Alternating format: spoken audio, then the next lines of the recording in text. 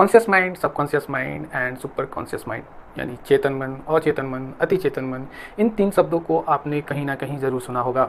तो चलिए जानने की कोशिश करते हैं कि कॉन्शियस माइंड, सबकॉन्शियस माइंड और सुपर कॉन्शियस माइंड होता क्या है।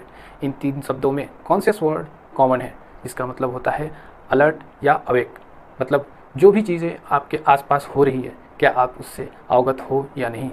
इसके लिए आपके सेंसेस का काम करना जरूरी होता है। सेंसेस यानी आँख, कान, स्किन, नोज़ एंड टंग आपको बाहरी दुनिया से फिजिकली लिंक करता है। सिमिलरली कॉन्शियस माइंड का काम भी यही होता है, आपको अलर्ट रखना, बट ये आपके फीलिंग, थॉट और एक्शन को रियल टाइम में प्रोसेस करता है।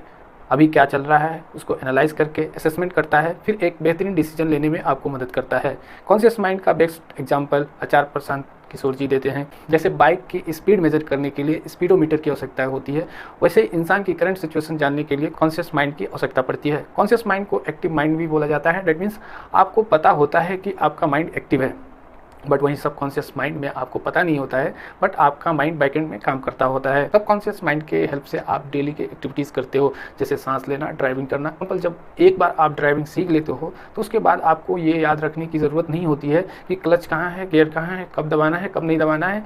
ये स्किल्स आपके सबकॉन्शियस माइंड में सेट हो जाती है। अब बात की जाए सुपर कॉन्शियस माइंड की। सुपर कॉन्शियस माइंड का सुप्रीम लेवल होता है। इसको अचीव करना आम इंसान की बात नहीं होती है। इसको केवल और केवल डीप मेडिटेशन के थ्रू ही अचीव किया जा सकता है। इसकी मदद से लोग दुनिया की सच्चाई यानी यूनिवर्सल ट्रूथ को जानने की कोशिश करते हैं।